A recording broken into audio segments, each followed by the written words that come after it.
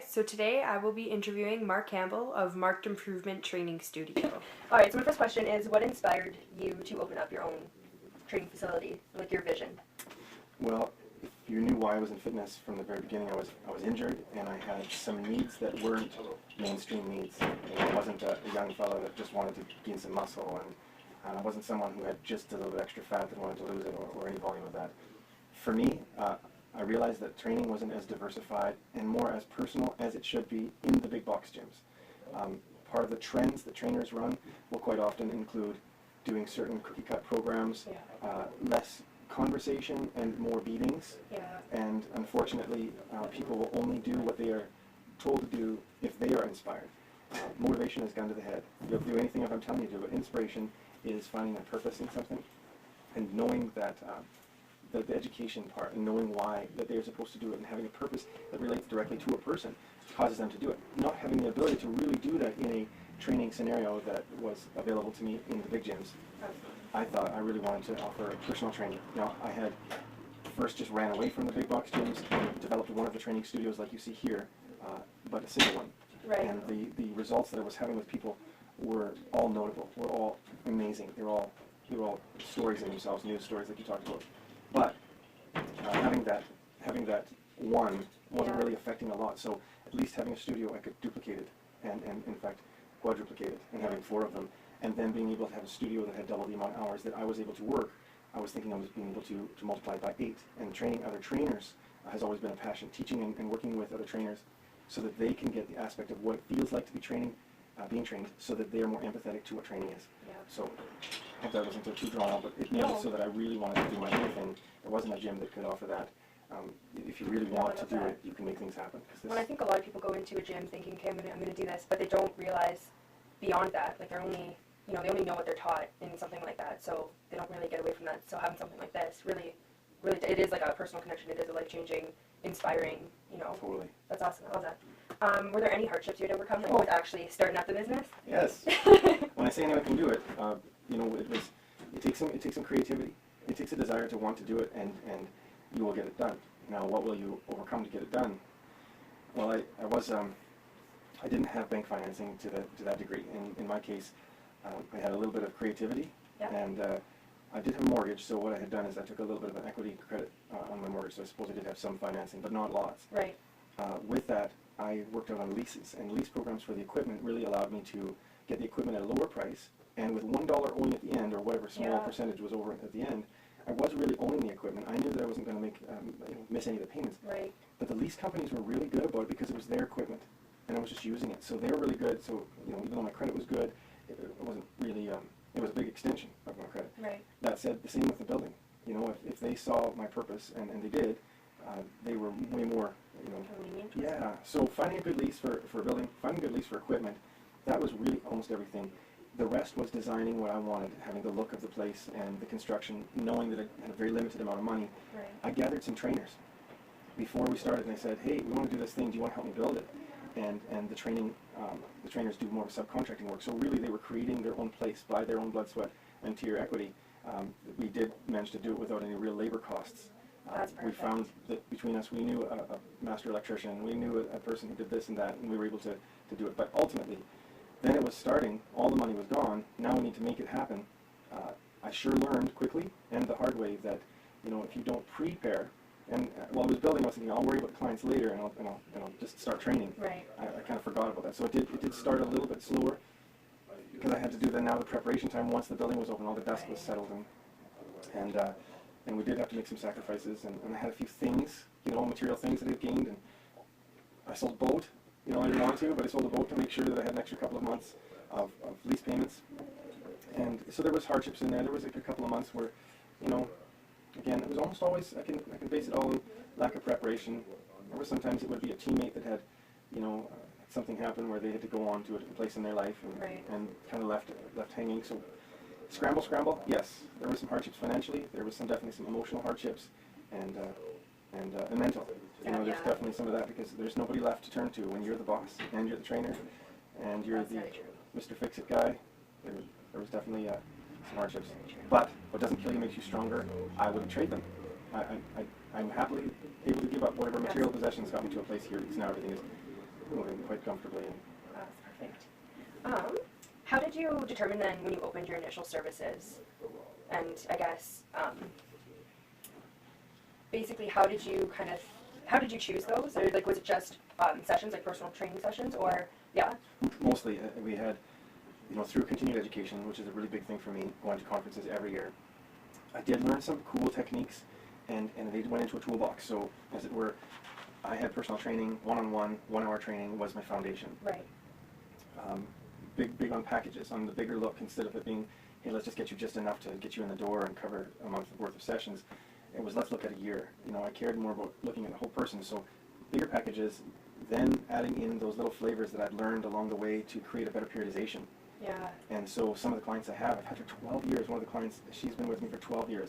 She has been probably single-handedly the reason that I continue to educate. I shouldn't say that, but true story, she pushes me because she wants to know something new. So she relies on me. She hires me to go and get that education, to bring it to her personally, to bring it to her in a case. So that was my foundation. Sure, there's been some diversifications with understanding of how human energy works and bioenergetics. Yeah. Definitely half-hour programs are starting to become a little bit more predominant in this industry, and should be. It allows people a more affordability as far as financing and as far as time is concerned, and does allow trainers a more diversification in what they can do, and less of the talk time and more of the action time. Although talk time is important, some people, they need less time to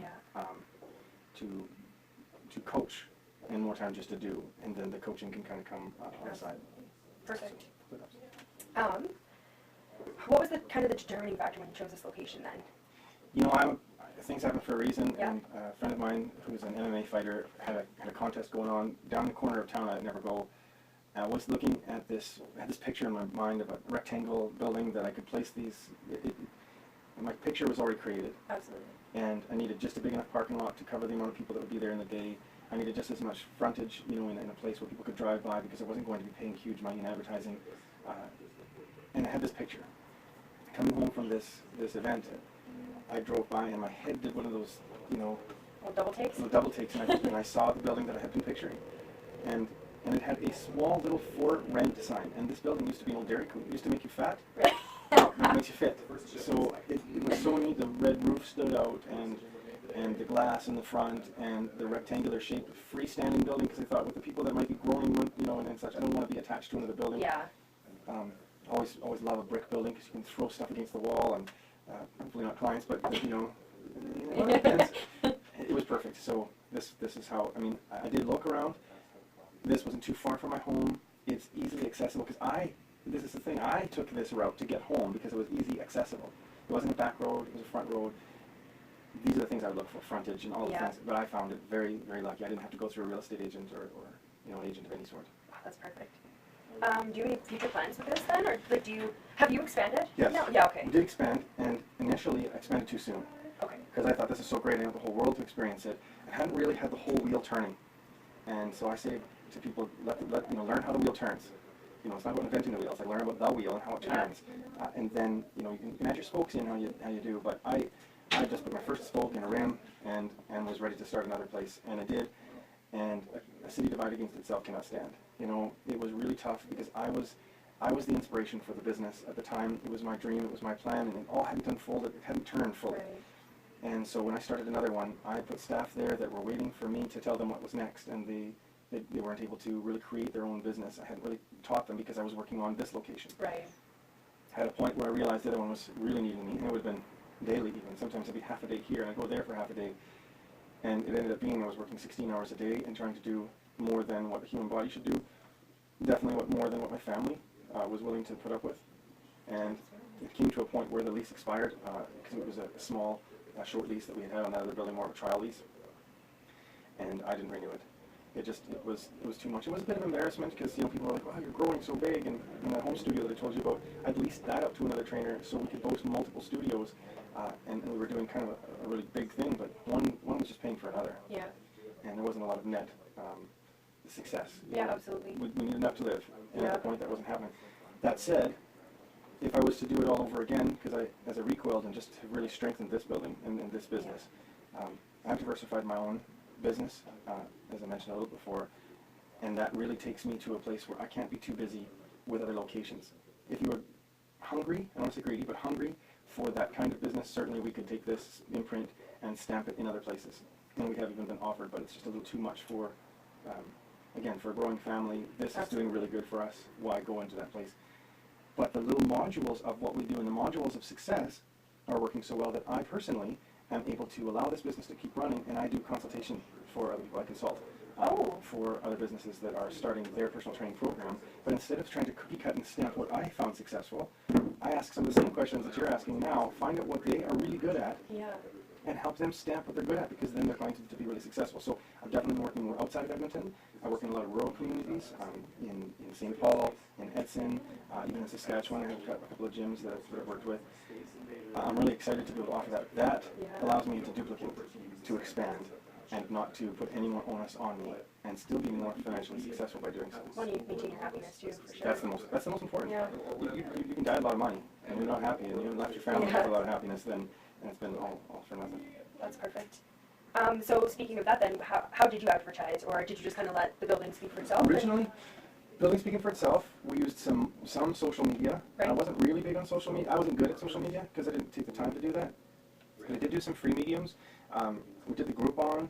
Okay, yeah. Yeah, that was a really big mistake. In some people's cases, it works really good in giving out a low cost, or what ends up being a free service to get people. We got too big a success. So we decided we're going to do a boot camp. And we have a capacity of 24 people. And we put it was a Kijiji deals. So it was like Groupon, but it was Kijiji version. And was so excited that they were going to, it was going to be this, big push. 305 people we got in this 24-hour period.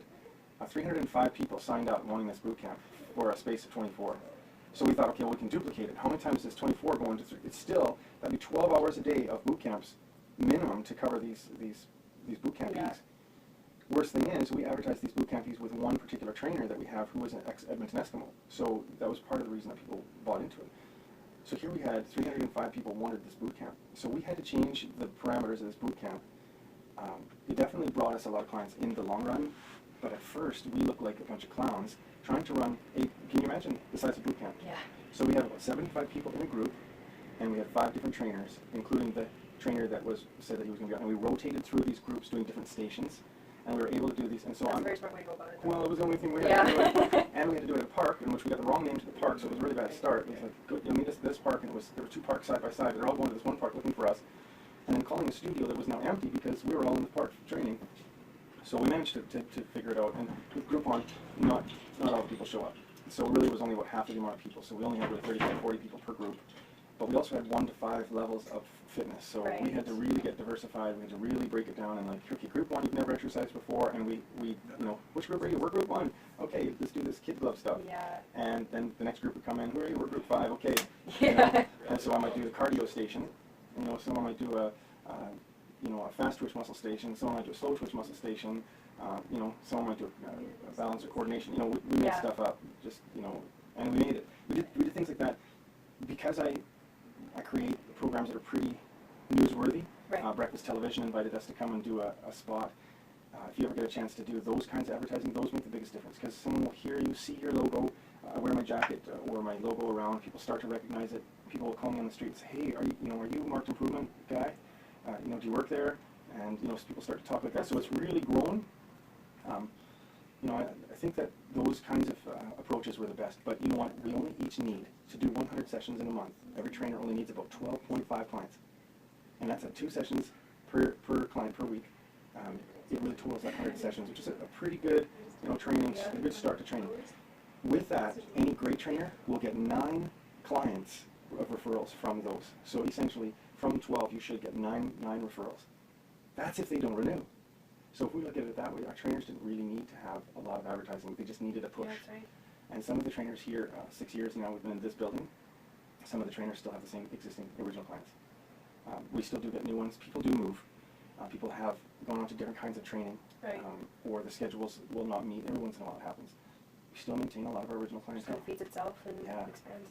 And that's why I do seminars as well, because if I can just teach people to want training, and I train trainers to go out and be that kind of trainer, I still am having an effect. Absolutely. So even if someone says, I can't, I really want to train with you, but I'm a Red Deer.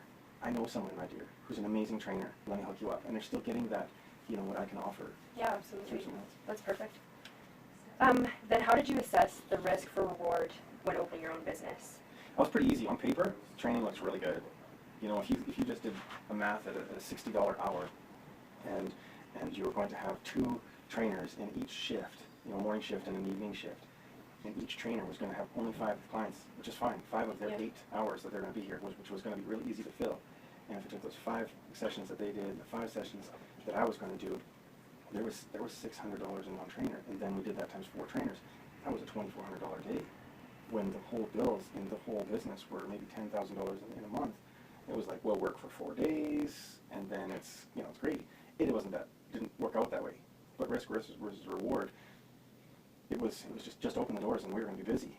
So there was some ignorance, and the ignorance led me to think that it was going to be instant success. And it still has never been full schedule, because not every trainer is like me. An amazing trainer in the other room here is training his client. He's actually a social worker. An amazing guy, started before he was doing social work, but he needs to be doing that because he does that amazing. His demeanor is awesome, but he's still here on our team because he's also the guy that can see you without changing the look of your eye. He can tell you 10 things about your body that you need to change and train you, and he never gets excited. You know, he's always so calm, cool, and collected. But he only works 2 hours a day. You know, Jason, I mentioned it. You see his physique? He's worked really hard. Did you also see the scar on his physique? He also came from being 148 pounds outside of the hospital, having been in an accident. He's a big softie, the biggest squishy teddy bear, the kind of guy. My point, I guess, is that risk versus reward. If I would have known that trainers like that weren't able to work full-time as training because they had done a degree in a different atmosphere, or he'd done a trade, he's got a trade, and it's really been hard for him to break away from that because he's put so much passion into that trade as well. It's hard to then budget a trainer to be busy this many hours each day. So it started to become more of a patchwork kind of quilt schedule. Right. It works though. Yeah, absolutely. But risk versus reward, when I looked at it on paper, it was like, I'm going to have Check. this person's going to do this person's going to do that, times the fact that we're going to be open 20 days out of the 30-day month. It's going to be good, and what do you want to, where do you want our new house to be? That was what, kind of picturing that, but it's been great. And the people that I meet and trainers that are part of our team who've been here forever and or will be here forever have been such a blessing. That's perfect. When it comes to, I guess, like the financial aspect, do you have like a bookkeeper? Do you do your finances? Like, who kind of maintains your? Here's my best advice. Yeah. Get a good accountant. Yeah, that was my next question. First comment is get a good accountant. Get incorporated. If you're going to do a business, incorporate yourself because it is you that is doing the business, but work for yourself. That way you don't miss out on the ability to have a paycheck and some, the ability to get loans, because with business for yourself, although it's easier than it was at one point, working for yourself, having an accountant to tell you how much is the best paycheck for you to have, and to determine that based on what you're doing with your budget, it's priceless. And we have a receptionist who does some of the daily stuff, the daily totals. Yep. Then that goes to my wife, who does more of the monthly totals. And then she sends it off to the accountant to do the yearly stuff. So if it really looks like that, although each one is participating daily, there's just different intensities. The receptionist... kind of not maintaining. Yeah. And then if there's a problem on one end, it filters down. Can the accountant take care of it herself? No. Can you talk to the business manager? Business manager can't do it. Okay, let's see if the receptionist can find where that is. Can we track down? Maybe it's tracking down a payment. Maybe it's refunding an overpayment. So definitely. And if I can recommend, unless you're either going to be really good with numbers, or you're going to be a really good trainer. I notice that trainers are not really good with numbers, and you can count to 12. But keep the 2 separate, and you're going to be a lot more successful, for sure. Best advice. Perfect.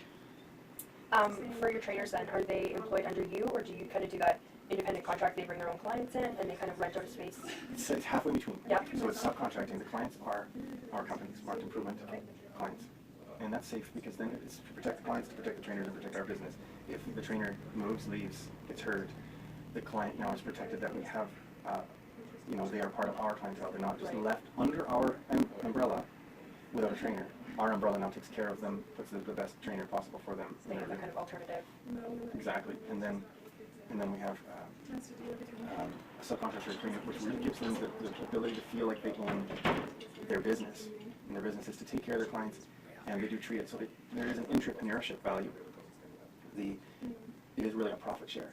They would not be able to, in a lot of cases, trainers would not be able to go in and establish a lease on a building, or don't have the dedication to go and find that, or the dream even on how to do it. So they still need that guidance, which I provide.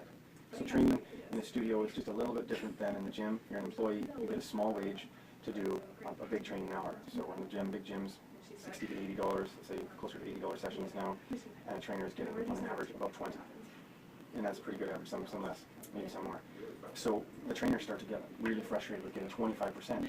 $20 an hour is still pretty good, but they get a little frustrated, whereas we'll have opportunity for the trainers to make a much better percentage of that whole, considering that the part that is going towards the company is making sure the equipment is updated, a receptionist is here, a computer program is in place to help them with their scheduling, education, et cetera, et cetera. We also make sure they're really well insured and everybody's really taken care of in that regard.